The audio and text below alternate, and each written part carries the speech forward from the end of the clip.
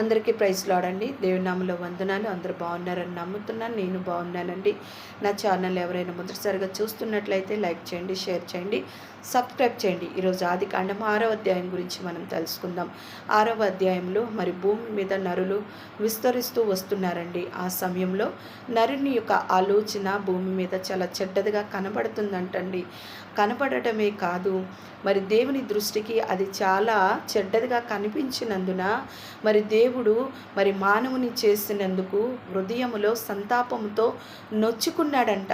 తద్వారా భూమి మీద ఈ యొక్క జనాంగము ఉండకుండా మరి తుడిచివేయాలన్న ఉద్దేశముతో మరి ఆయన ఆలోచన కలిగి ఉన్నప్పుడు ఈ జనాంగములో నుండి మరి నోవాహు దేవుని యొక్క కృప పొందినందున అతడు నీతిమంతుడుగా నిందారహితుడుగా దేవునికి కనపడినందున అతన్ని రక్షించాలన్న ఉద్దేశముతో ఒక ఓడని తయారు చేయమని